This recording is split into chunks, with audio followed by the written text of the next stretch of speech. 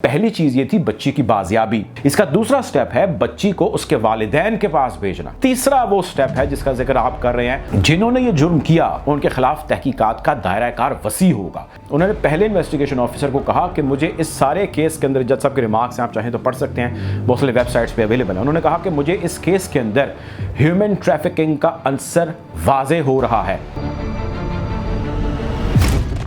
बिस्मिल्लाहिर्रहमानिर्रहीम, अस्सलाम वालेकुम। आप देख रहे हैं व्यूज़ मैटर, मैं हूं मुर्तज़ा डार। एक बहस चल पड़ी है और वो बहस ये है कि ज़हीर गैंग का हिस्सा है या नहीं है। इसके हवाले से जिब्रान नासिर साहब से सवाल किए गए और उन्होंने कहा कि जी मैंने तो इसके हवाले से कभी केस को परसू नहीं किया। एक सहाफ़ी ने उनसे सवाल किया था, फिर उन्होंने कहा कि जो लोग ये कह रहे हैं वो पुलिस वाले, आप पुलिस वालों के पास जाइए और जाके उनसे पूछ लीजिए। अब सवाल फिर ये आता है कि ज़हीर गैंग का हिस्सा है या नहीं है। अगर गैंग का हिस्सा नहीं है तो उसको पहले बहुत सारे यूट्यूबर्स ने गैंग लिखा, तो अब वो यूट्यूबर्स गैंग क्यों नहीं लिख रहे। फिर मैंने एक और वीडियो देखी, एक और ऑपोजिट नैरेटिव देखा, उन्होंने लिखा कि जी बहुत सारे यूट्यूबर्स अब इसको ज़हीर एंड कंपनी लिख रहे हैं। ज़हीर एंड कंपनी लिखने वालों में हम लोग भी शुमार हैं और वैसे इतला के लिए आपकी अर्ज़ है कि ज़हीर एंड कंपनी हम तब से लिख रहे हैं जब से हम इस इशू को कवर कर रहे हैं। गैंग का लफ्ज़ मैंने कभी यूज़ नहीं किया या नहीं कहा। इसका ये कतई मतलब नहीं है कि वो किसी गैंग का हिस्सा नहीं है। मैं दोहरा देता हूं, इसका कतई तौर पर यह मतलब नहीं है कि वो गैंग का हिस्सा नहीं है। जिब्रान नासिर की स्टेटमेंट कि मैंने कभी भी गैंग का वर्ड यूज़ नहीं किया या मैंने कभी भी गैंग वाली चीज़ को परसू नहीं किया, इसका ये कतई मतलब नहीं है कि जिब्रान नासिर के खदशात में खदशा नहीं है कि यह अब भी गैंग का हिस्सा है। मैं आपके सामने कुछ हकायक रखता हूं और उसके बाद फैसला आप पे छोड़ देता हूं, आप इसका फैसला कर लीजिए। हकायक के अंदर देखें, जो चीज़ समझने वाली है वो चीज़ ज़रूरी ये चीज़ है कि इस वक्त केस जितना है वो लीगल है। जब ये केस लीगल हो गया तो उसने लीगल तरीके से चलना है और लीगल बैटल ही होनी है और वो स्टेज वाइज और स्टेप वाइज होनी है। जो कुछ सोशल मीडिया पे हो रहा है that has nothing to do with the legal battle. Legal battle के अंदर स्टेप वाइज में पहली चीज़ ये थी बच्ची की बाजियाबी, यानी कि उनसे उनकी कैप्टिविटी में से बच्ची को निकालना। आप जानते हैं बच्ची निकल आई और आप जानते हैं चाइल्ड प्रोटेक्शन अथॉरिटी के पास है। इसका दूसरा स्टेप है बच्ची को उसके वालिदैन के पास भेजना, यानी वालिदैन की तहवील के अंदर, उनकी कस्टडी के अंदर, उनकी कैप्टिविटी के अंदर उस बच्ची को भेजना। सो ये उसका दूसरा है और इसके लिए अभी कोशिश जारी है। उसके ऊपर आप जानते हैं केस हो रहा है, डेली उसकी डेवलपमेंट्स आ रही हैं और ये कोई आसान स्टेप नहीं है। पहला बहुत मुश्किल था, हो गया। दूसरा उससे मुश्किल है, वो हो रहा है।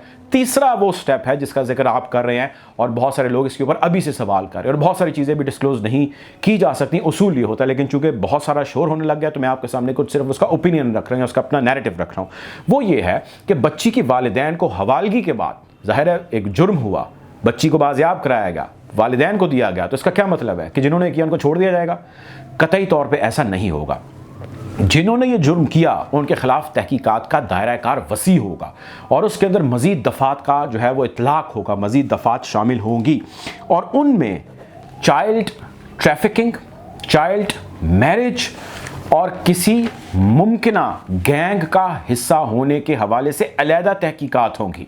यानी मैं आपको आसान लफ्ज़ों में बता दूं, जो मुग़विया बच्ची है जब अपने वालिदैन के पास चली जाएगी, ये वहीं पे गड़े होंगे जो इसके मुजरिम तब तक बन चुके हैं, इस वक्त के मुलजिम हैं, इनके खिलाफ तहकीकात का दायरा वसी होगा और उसमें तब जिब्रान नासिर साहब की जानिब से एप्लीकेशंस फाइल की जाएंगी कि there is something absolutely bigger and wrong behind these culprits. और वो बिगर और रॉन्ग के अंदर चाइल्ड ट्रैफिकिंग का आंसर और इसके अंदर एक गैंग, ज़ाहिर है गैंग कौन है? गैंग वही है ना जो एक नेटवर्क का हिस्सा है और वो चाइल्ड ट्रैफिकिंग कर रहा है या वो ऐसे ह्यूमन ट्रैफिकिंग कर रहा है। इसका जिक्र मैं इसलिए कर रहा हूँ कि जब ये केस जो लोग बहुत पहले से नहीं जानते वो उनको अंदाज़ा नहीं होगा और जो पहले से फॉलो कर रहे हैं उनको अंदाज़ा होगा कि इसका जिक्र मैं नहीं कर चुका, इसका जिक्र एक जज साहब कर चुके हैं। गालिबन जस्टिस जावेद उनका नाम था, एक तो खलोड़ो साहब हैं, उनसे पहले थे, सिटी कोर्ट के अंदर बैठते थे।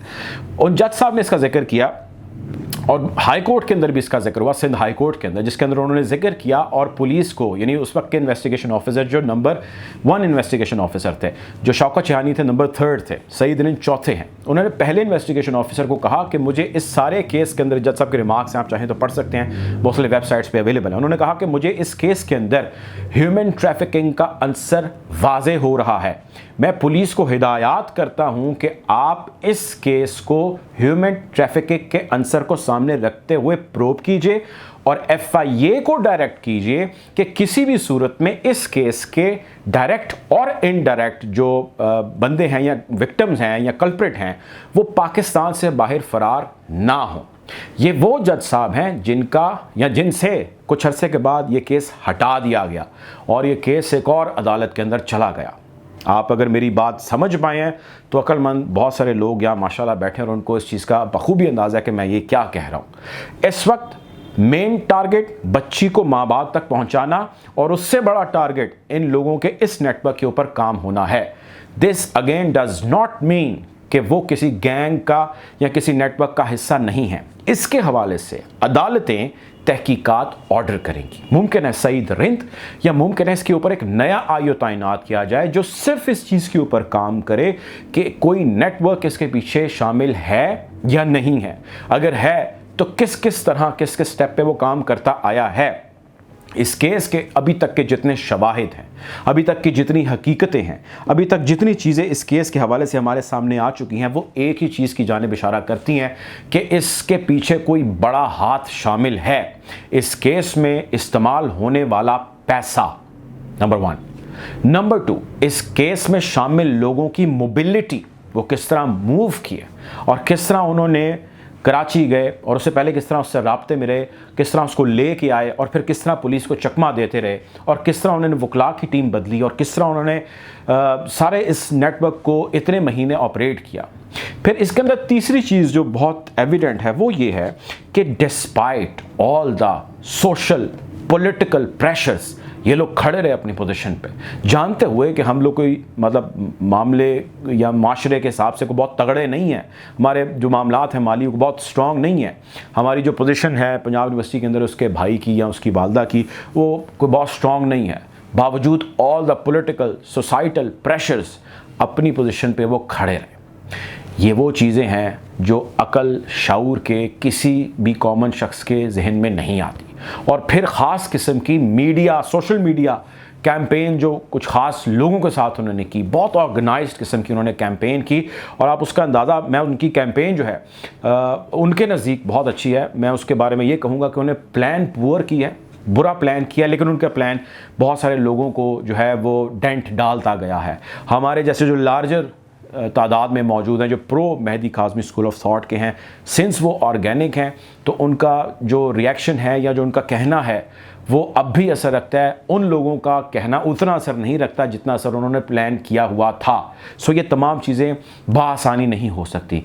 इन चीज़ों पे तहकीकात होंगी और तहकीकात कुछ अरसे के बाद होंगी। ज़हीर गैंग का हिस्सा है या नहीं है, पुलिस को खदशा हुआ, पुलिस ने उसके हवाले से जिक्र अपनी FIR के अंदर किया, मुग़विया की एप्लीकेशन भी दी गई और गैंग के बारे में डाउट पुलिस ने रेज़ किए, गैंग के बारे में डाउट जज साहब ने रेज़ किए, गैंग के या ट्रैफिकिंग के बारे में काम करने के हवाले से अहकामात जज साहब ने दिए। गैंग के बारे में तहकीकात अभी होना बाकी हैं, वो होनी है, लेकिन वो इन स्टेप्स के बाद होनी है। सो आप इस केस से जुड़े रहिए, आपको नज़र आएगा कि ये सारी चीज़ें किस समझ के अंदर बढ़ रही हैं। हम कोशिश करेंगे आपको इसके हवाले से यूँ ही आगाह रखें। अपना ख्याल रखें। अल्लाह हाफ़िज़।